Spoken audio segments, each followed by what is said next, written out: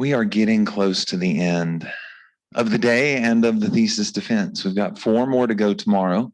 They'll start at 8:15. We hope you'll join us for the last 4 with a celebratory lunch for the seniors and their families to be held afterwards. So if your family, we hope you're sticking around for that. Maddie has been my advisee this year, and we have had sometimes super productive and sometimes more distracted opportunities to work together on her paper this year, and every minute of it has just been a blast. It has been so much fun to see her work through this process. And I think one of the things I really enjoy about the thesis process is getting to see those times when a student starts a question with one frame of mind and ends it with a very different one. It shows the emotional and intellectual maturity to revise the way you're thinking about a question as you're thinking through the question. And that's one of the really valuable parts of this whole process. And that has been part of the way Maddie has approached this. She started out asking, how can we care for God's creation as God's creation? And ended the year asking, how can we love God more by caring for his creation? And seeing that kind of not only intellectual, but spiritual maturation happen over the course of the year is one of the really valuable aspects of this whole process, and really enjoyed getting to see you work through that process this year, Maddie. Her panel consists of me as her advisor, Mr. Bertram as her second, member of our humanities department here at Covenant, and Mrs. Avery Fanning, who's a newlywed, and I keep wanting to call her Avery Earl, used to come to Covenant way back in her grammar school days, homeschooled to finish out, is working on a master's degree in philosophy from Southwestern Baptist, and also owns her own photography business, of which my family was able to make service of very recently. So fantastic to have her joining us today. Let's pray for Maddie and then welcome her up. Our gracious and good Heavenly Father, we thank you that you reveal yourself to us through your Son, the Word, and through your word to us. But we also thank you that you reveal yourself to us through your creation. And we ask that as Maddie speaks to us today about the way we should care for your creation, you would give us ears to hear the message that she has that is very much on her heart and of great concern to her. We ask that you would give her clarity in her mind as she works through this material, and give her peace in her heart. In the name of Christ we pray. Amen. Come on up, Maddie.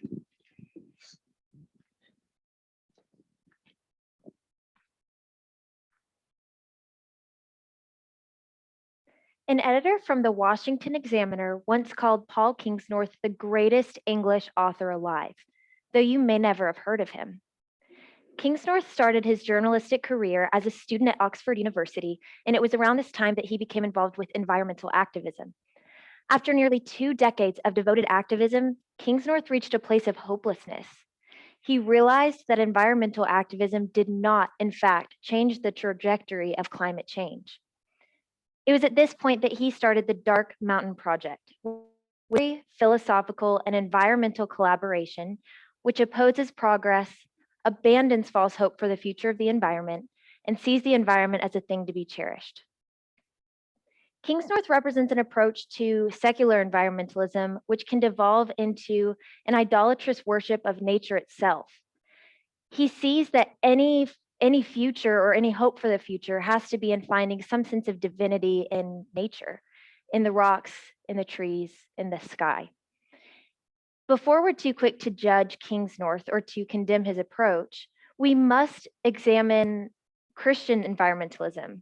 We must acknowledge that Christian environmentalism presents serious pitfalls as well, because it tends to elevate man on a pedestal and love him more than God. Anytime one's actions are motivated by love for a created thing more than the creator, we can expect the subsequent action to be corrupt to some degree. This is why the practice of properly ordered creation care necessitates that its practitioner be motivated primarily out of obligation to God to steward his creation, rather than an obligation to humankind or to nature itself. So how do we understand creation in a way that leads to creation care? We must keep in mind several things. First is that God created the cosmos with an order. This order implies that existence within this creation is hierarchical because God is above man and man is above God's non-human creation. To understand man's specific place and role in this hierarchy, we must keep in mind three things. First is that man, as a creation of God, is subordinate to him in this hierarchy. Second is that man has been created in the image of God, which leads us to our third point, which is that because of man's image-bearing quality, he has been given special responsibilities when it comes to God's caring for God's non-human creation. This is what we call dominion. But what happens when we corrupt the created order by undermining or disregarding the created order? In Romans 1, St. Paul addresses the sexual sin of humanity when he refers to those who exchange the glory of the immortal God with images resembling birds and animals and creeping things. Therefore, God gave them up into the lust of their hearts to impurity, to the dishonoring of their bodies among themselves, because they exchanged the glory of the immortal God with images resembling birds and, they exchanged the truth about God for a lie and worshiped and served the creature rather than the creator. The sin detailed in this passage is a result of the undermining or the corruption of God's created order. Because these individuals put their love of man and idols over their love of God, a sin was the result. Though St. Paul is not directly addressing corrupted love in the context of environmental ethics, his commentary about the sexual sin being corrupted is analogous to our conversation about environmental ethics today. So as we move forward, keep in mind the theme of ordered and disordered loves and how those affect one's motivations and subsequent actions. First, we will address individuals who put their love of God's non-human creation over their love of God.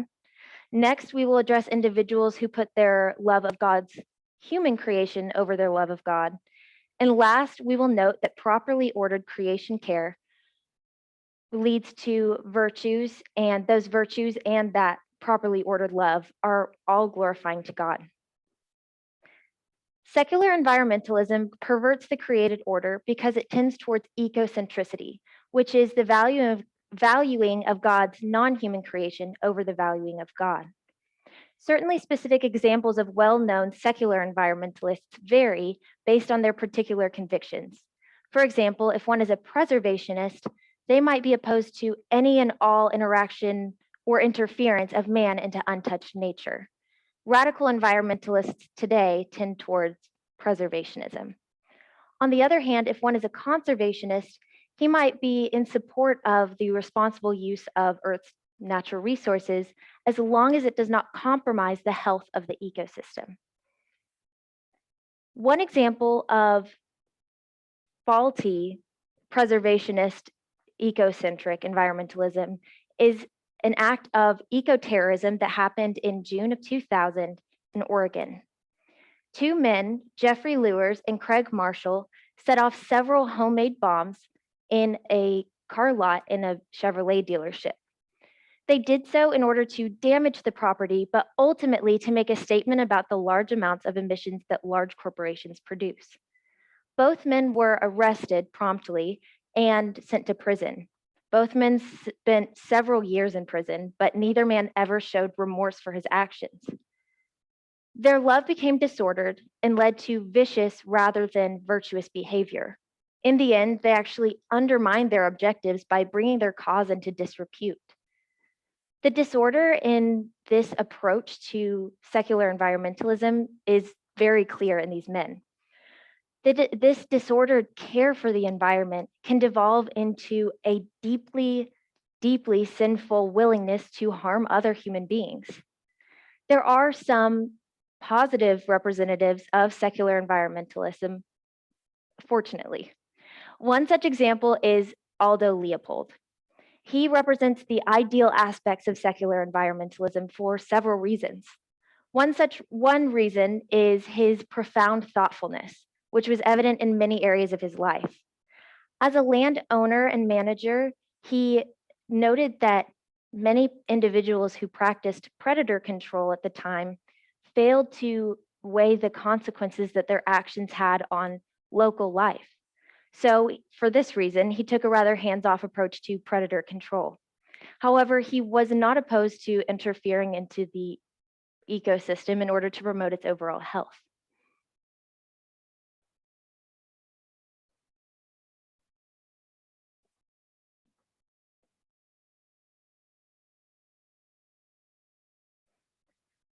According to Leopold's land ethic, loving nature does not always mean leaving it alone.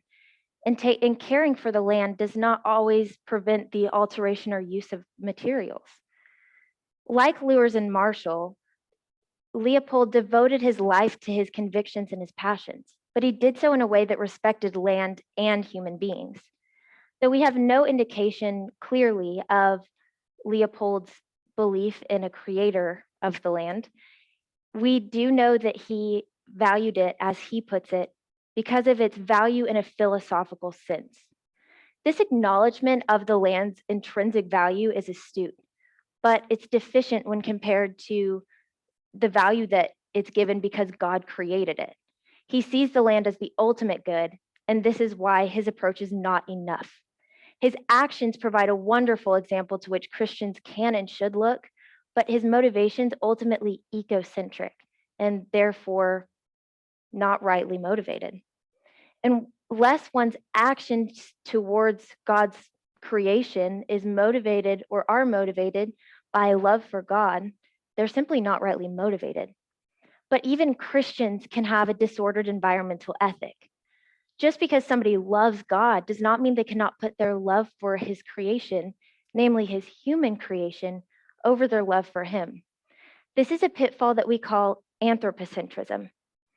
One example of faulty anthropocentric Christian environmentalism is Pastor John MacArthur. His eschatology, or his belief that in the end times, God will physically destroy creation as we know it and replace it with the new heavens and the new earth, is the main contributory factor to his land ethic or his environmental ethic. He said, and I quote, God intended us to use this planet, to fill this planet for the benefit of man. Never was it intended to be a permanent planet. It is a disposable planet. MacArthur's theology is internally consistent, but he tends to neglect that man serves a higher purpose than human comfort. Certainly, God has given us the ability to enjoy life, but ultimately, the purpose of God's creation is not man's comfort, but God's glory.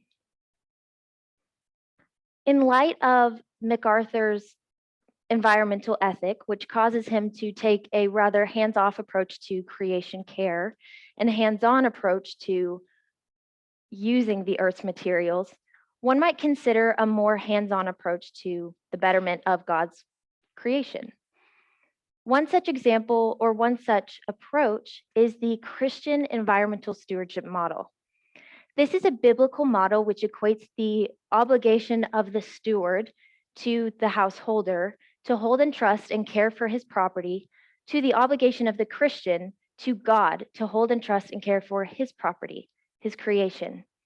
We must note that this is an office of profound trust, honor, and privilege that we've been given.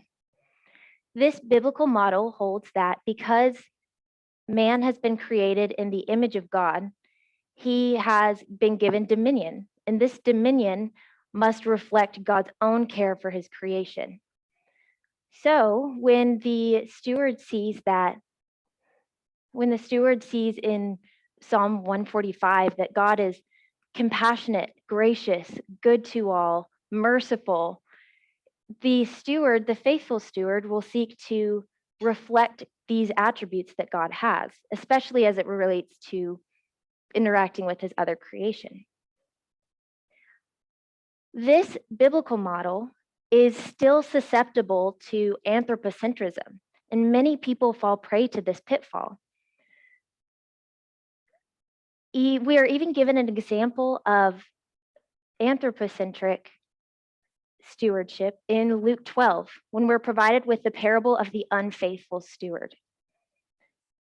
The story goes that a slave, or a steward in this case, because he had been trusted with the master's property, the steward saw that his master was late in coming home from a long trip.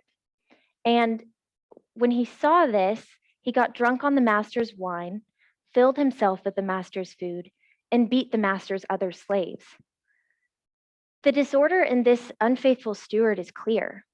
When he was trusted greatly by the master, he squandered the master's property by treating it as his own.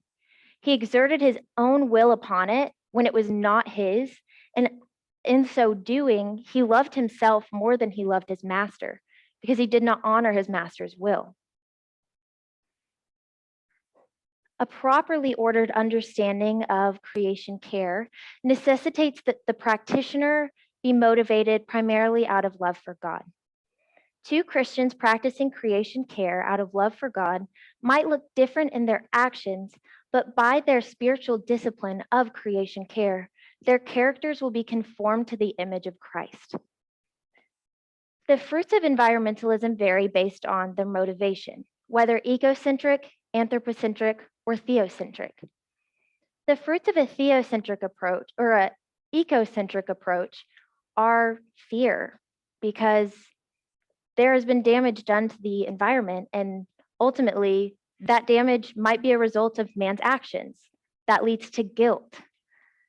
The fruits of this ecocentric approach are a failure to see that God's creation is pointing to him. Fruits of this approach are ultimately fear, guilt, and even violence in some cases. If one takes an anthropocentric approach, since they're motivated by love, but disordered love for man, they will likely put man on a pedestal and take his privileged place within creation to an exaggerated extreme. It's easy when you're taking an anthropocentric approach to see every resource available and assume that it is there for man's comfort and consumption. Moreover, the fruits of this kind of disordered motivation are unfaithful stewardship and a neglect to love God and neighbor through responsible creation care. In essence, if one's approach is ecocentric or anthropocentric, their work is ultimately fruitless, hopeless, and will likely just lead to frustration. If one takes a theocentric approach, however, the fruit is hope that God will redeem the earth even when man cannot. The fruits of this approach are a desire to reflect God by caring for his creation in a way that reflects his own care for his creation. When someone loves and truly reveres someone, they want to be more like them, to spend time with them, and to respect their will. Love for God produces such fruits as these. When man obeys God by stewarding his creation, he might grow in fruits such as, or in virtues such as faith rather than futility, hope rather than hopelessness, love rather than violence, and humility rather than the arrogance that comes with believing that we are the ones who attribute value to the earth.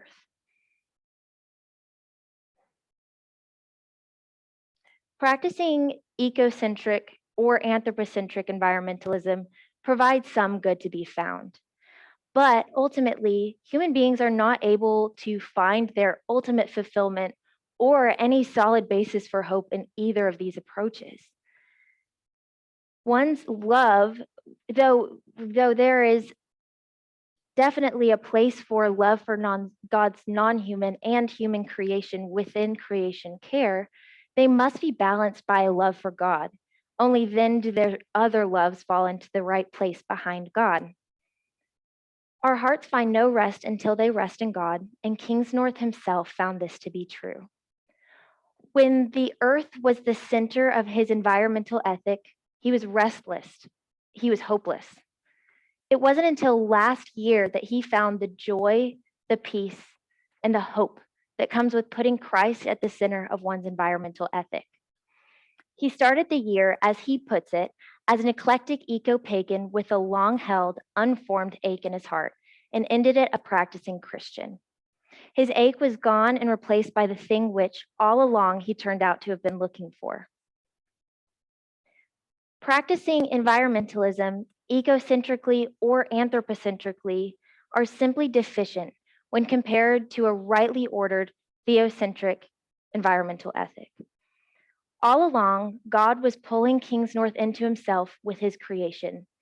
And may we, in reflection of our good creator God, seek a theocentric environmental ethic and allow it to inform our responsible and loving care of God's good creation.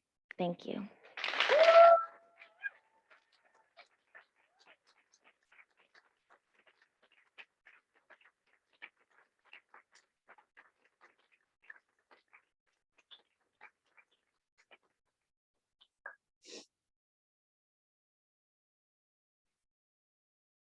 Maddie, well done. This is not going to be a question to start off the panel portion, but I'd like you to share very briefly with the audience the correspondence that you had with Paul Kingsnorth as part of your research process. Gladly. I actually, while I was wrapping up writing my thesis, I emailed Paul Kingsnorth himself, and he got back to me at a leisurely pace. And he was very gracious and excited to hear from me. And he actually posed a question when I prodded him for it. I explained my thesis and my approach, and he asked the question: if God commands us to love our neighbor, what if creation is our neighbor? What if the trees are our neighbor? And or something reminiscent of that. But it was actually very cool to hear from him. And I have another email in my inbox waiting for when I have finished my thesis presentation. All right, Maddie, we're going to start the panel questions now. I'll begin and then we'll move down the line. So my first question is, in your introduction and conclusion, you relate Paul Kingsnorth's journey from secular environmental activist to Orthodox Christian. Some of his search for higher meaning seems to have been driven by a sense of hopelessness, but there also seems to be a sense in which he discerned the divine through the created order. As a creation caretaker, as a Christian creation caretaker, do you hold out hope that secular environmentalists might be reached for Christ through the general revelation found in the environment? Absolutely. I think anytime anyone, Christian or non-Christian, is in God's world, they are susceptible to falling prey of experiencing his glory. And certainly God can use that to bring someone into himself. Thank you.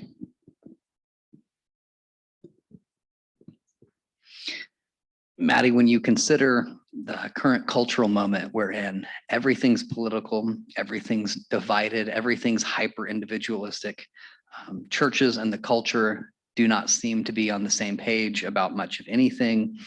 How would you suggest we find a way forward as Christians on this issue when there's so much to disagree about? I love that question. I think that a big part of it is being thoughtful about our actions and the impact that they have, being thoughtful about how those actions as Christians reflect our God. And wherever you fall politically, I think that if you look at the creation mandate and the implications that it has on caring not only for the birds, but the sky that they live in, the sea, but the sea that the fish live in, or the fish and the sea that they live in, and the creeping things and where they dwell. I think that we can agree that God wants us to act like he does as it relates to his creation. So moving forward, I think putting your wall down when it comes to listening to even secular sources about how to care for God's creation is a great first step.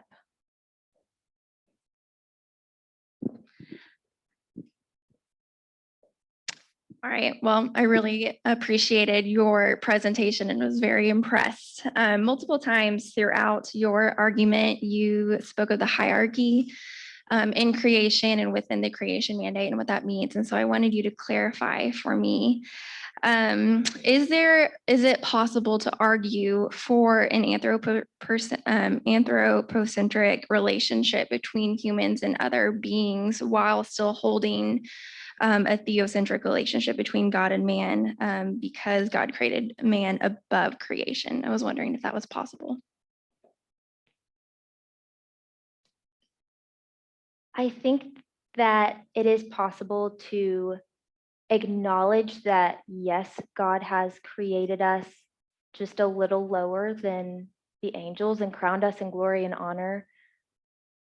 But still, we need to, it's not just if you are acting anthropocentrically in your pursuit of caring for creation. I think that anytime your actions are anthropocentric, ultimately anthropocentric, they're problematic. So I would argue for acknowledging that God has blessed human beings greatly and he loves us and he created us bearing his image. That's just a wonderful gift that he's given us.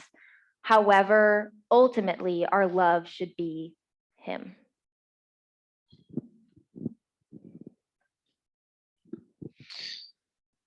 Maddie, you note that scripture teaches us that God cares for the earth even when and where the earth does not provide any direct benefit to human beings.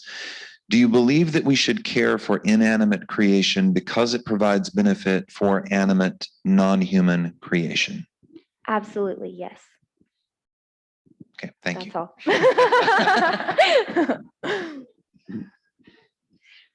Maddie, seeing how secular environmentalism has different aims and disordered motivations for conservation, how do you believe that Christians and non-Christians can work together on stewarding the creation well? I'm glad you asked that question. I think that I can speak personally to my research on this topic.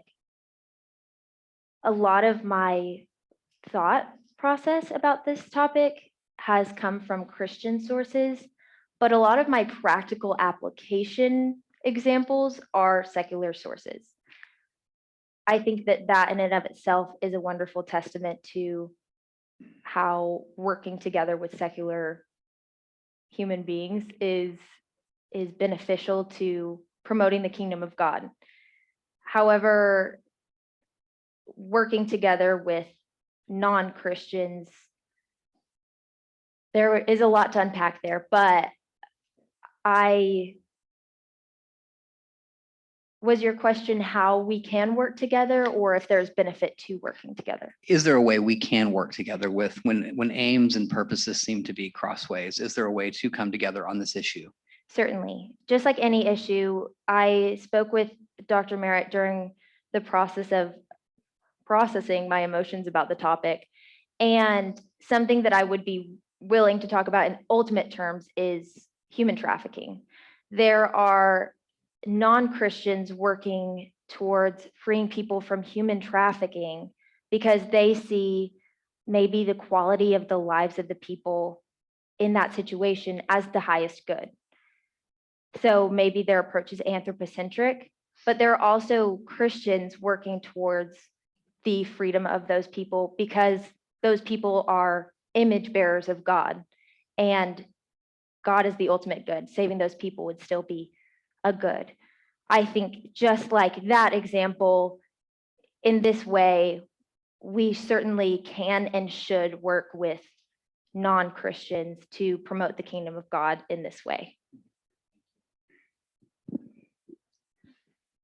So you state an article in which John MacArthur argues that we should use every resource that God has provided for us, yet while acknowledging that the world is temporary, and you push back on him a little bit. So I just wanted to clarify, if the purpose of the earth is not man's use, would you be able to clarify for me what the end purpose of earth is? Yes. So I think that my tension with MacArthur is not how he represents himself in word. I think that he does mention that God tells, we see even in the Old Testament that God tells Christians to, or his people, to give the earth a break every 7 years, a Sabbath, if you will.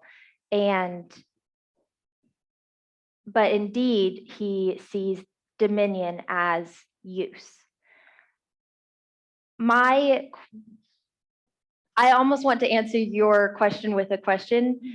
My question for MacArthur is, if we are to apply the Luke 12 parable, warning against seeing somebody else's property, our master's property, as our own, what is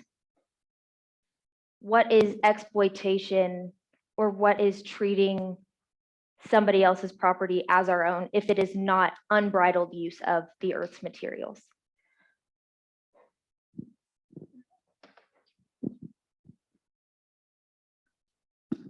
I want to ask a follow-up question to Mrs. Fanning's question. What do you see as the end goal or purpose of the earth? Yes, that is not only a follow-up, but the question that she asked that I did not answer. Well, at least we're honest. Yes. I say in my paper, and sometimes in my speech when I practice, that the ultimate purpose of God's creation is not only man's comfort, but God's glory. I think that we can glorify God in the enjoyment, and in some cases, the responsible use of his creation, his non-human creation. But yes, ultimately, the purpose of God's creation is his glory. And I think when we use his creation to our benefit, it should be in a way that he intended and in a way that he reflects him. Thank you. All right, my last question. On page 16, you note that the practice of creation care could look different from one creation caretaker to the next. Could you give us some examples of the kind of variation that you have in mind? Yes. So when we approach the question of creation care, we must keep in mind that different people are in different positions. Specifically, if somebody lives in a rural area, their creation care might look different than if somebody lives in an urban area. Additionally, if somebody has a low income, their creation care might look very different than somebody with a high income. In light of that, one's creation care, if they are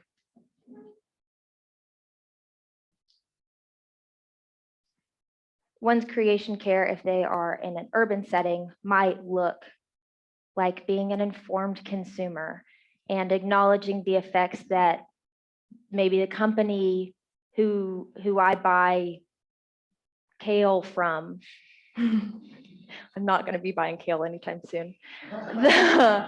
The company that I buy kale from, maybe their practices and the effect that has on God's other creation. However, if I am in a rural setting, I might have one convenience store at my disposal, and creation care might look different for me. Follow up to that.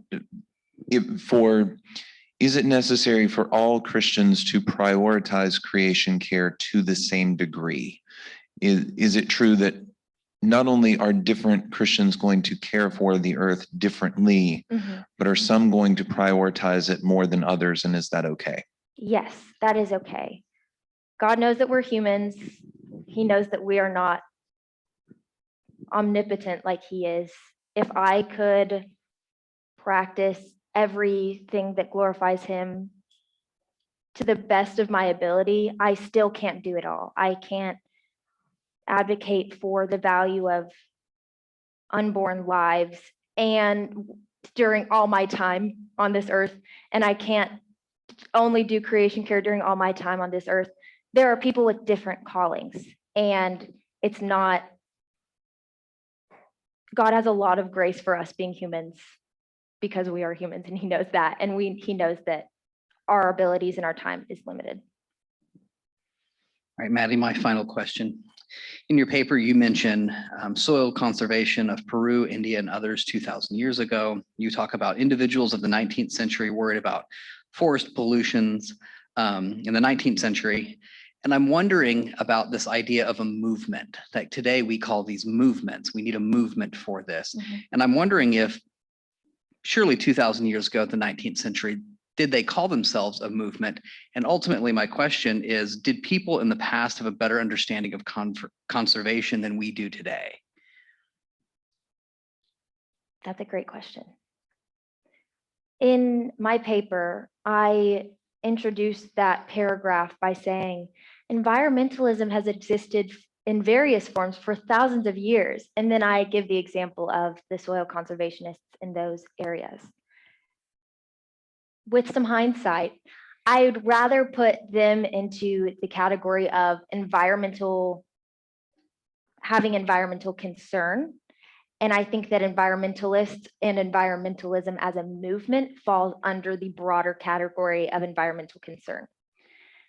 In that case, with the soil conservationists, they had a concern for the environment that they were in, likely because it had a direct impact on whether they had food for their family that night and whether they'll have food for their family next season, whether or not they care for this, they conserve the soil. As far as your actual question, I do believe that something that we are lacking in some ways now that they were not then is a direct acknowledgement that we depend on God's non-human creation. They very much so 2,000 years ago had a close relationship with God's non-human creation, plants, conserving the soil and such. And that's something that we're moving away from, especially those of us like myself who are very far removed from the actual source of my food and things like that. Okay, my final question is, so while recognizing that one's primary obligation is to God, to steward his creation, is there an extent to which you can go too far when you're trying to conserve the creation, having the purpose and glorifying the Lord, but in actuality, you might go too far in trying to do so? Yes and no. As far as going too far in trying to glorify God, I have not experienced that personally, but I'd like to. I do believe if your pursuit of the spiritual discipline stays centered on him, there actually in my paper, I speak about St. Gregory of Nyssa in his book, The Life of Moses. He argues that these virtues that I speak about in my speech and my paper, humility, faith, hope, and love, because God's virtues are infinite, because God is infinite, his virtues are infinite. Even though we are finite, we don't have to cease to grow in those virtues in our pursuit of him. So as far as glorifying him in our intention and our action, I don't think that we can go too far. However, I do think that because we're human, our intentions can be skewed when it comes to our actions. And yes, I do believe that because we might lose sight of, I'm trying to do this because I want to love God by reflecting him, we might skew our intention with our actions. All right, Maddie, you're done with the panel. Audience questions. I'm not going to rehearse all of this stuff. I'm tired of saying it. Mrs. Baker. Great job, Maddie. I'm really proud of you. Well done. I was wondering if you just in all of your research, if you have any thoughts about how we might implement the beginnings of a theocentric creature creation care in even young kids, like say 4th graders. Yes. So Why would you ask that so specifically? you're asking practically, how do we instill this approach? I will disclaim my answer by saying that I have focused a lot on the motivation behind the action, and now I get to focus on the practical side. However, I do think it is important to talk about what dominion means. I've heard Genesis 1:26 through 28, fill the earth, subdue it, have dominion, so many times in my life, but nobody ever really spent time to tell me what practically that looks like.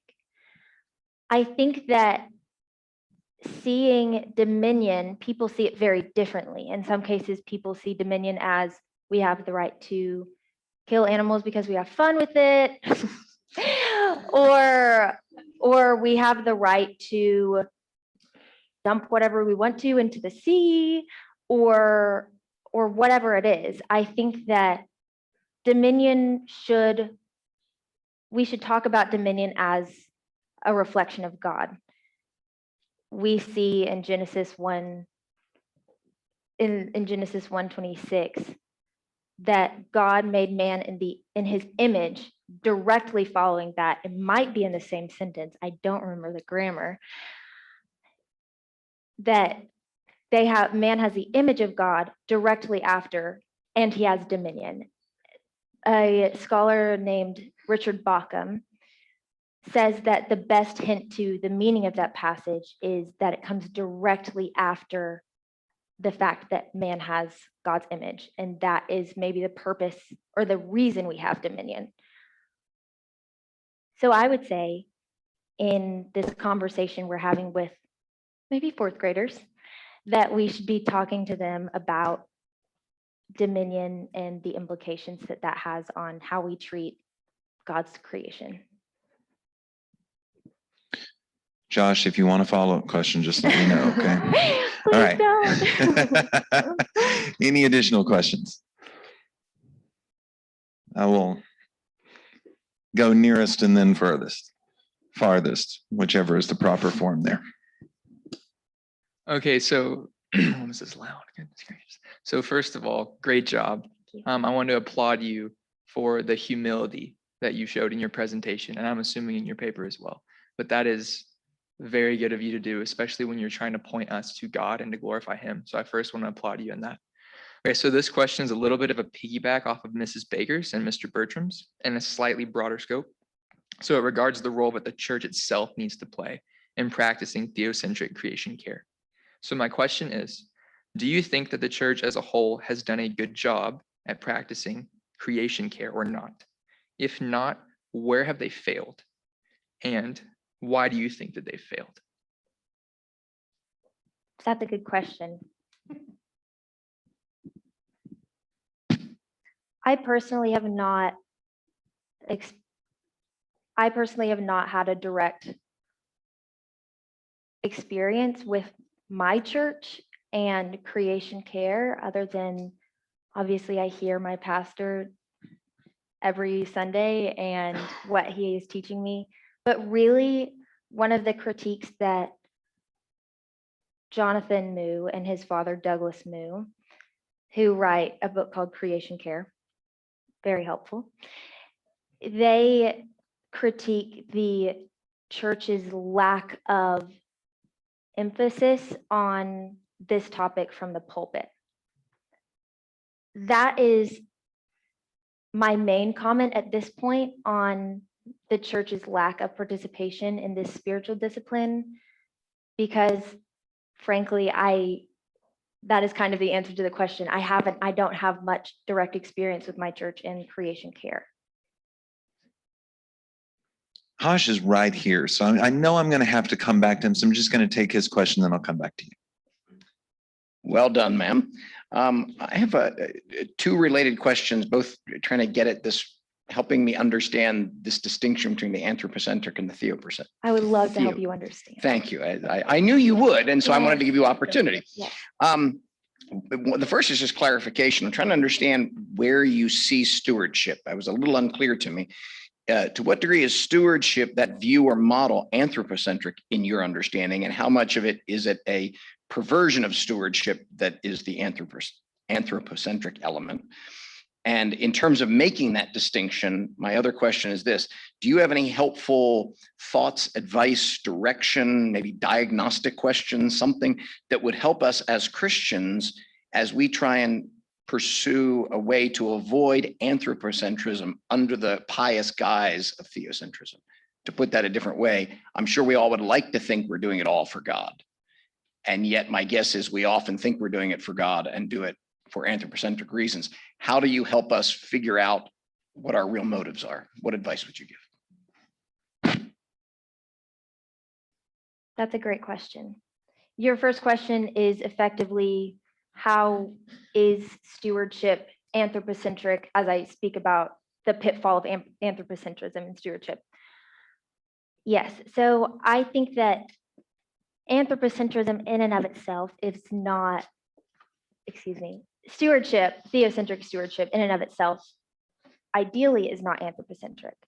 My argument that anthropocentrism is a pitfall into which people who are trying to practice responsible stewardship fall comes from Richard Bauckham.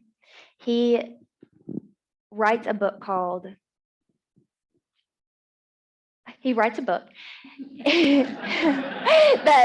that addresses stewardship, and he starts out first by giving a commentary on Genesis broadly, and also he lays out a few disclaimers about stewardship and misunderstandings when it comes to Christian stewardship. This anthropocentrism is a culmination of a couple of the pitfalls that he lays out. One of them is seeing God's creation as man's. Another one is ignoring the fact that God is also still caring for his creation in collaboration with man. And there were a couple others. It's been a while. But he argues, or as you read his argument, he almost comes across as if people who exemplify these pitfalls aren't really practicing stewardship at all.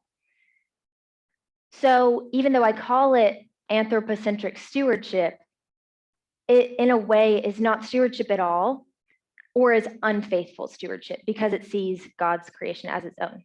Your second question was, how do we avoid practicing anthropocentric creation care under the guise of it being theocentric? Stop what you're doing and ask yourself if you are excusing your actions with Bible verses, or if you're starting from a place of attempting genuinely to reflect God's actions and his own care of his creation. Plainly, that's it. Here's your last question, Maddie, and then you're done. I saved you from Capper. All right, so like I can go with you on the idea that I should stop pouring my used motor oil into the storm sewer, right? I don't actually do that. Not for my sake. That's right. That's right. So it seems to me where your argument gets really complicated is in terms of economics. And what I mean is, have you read any Wendell Berry? I have been told to read Wendell Berry countless times. Okay. But no. Okay, you should. Everyone in here heard that you should. He's amazing. You'll love him. So one of the things that he argues is that the economy of scale, when it's applied to agriculture, so you take big machines, thousands of acres, and you're farming one crop. It drives the price of food down, which is good for us, but it tends to he argues, be harmful to like honeybees, and the soil itself leaches, nutrients out of the soil, Right. contributes to soil erosion. And so it's bad news for, fields and creation, et cetera. And so it seems to me that's where the tension is there's a point where it's good for us that food is cheap, but bad for creation. And so how would you recommend that we disentangle that really complicated, not like, what kind of principles would you recommend that society in general uses as we're trying to sort out how we do all this well? That's a really great question. Your question ropes in several complicated details, which I'm happy to give my opinion on, but I will have it known that there are experts in the economy, experts in biodiversity, experts in the ecosystem who are doing good things about this and know so much more than I do. This was not the intention, or this was not the purpose of my thesis, but it definitely is related.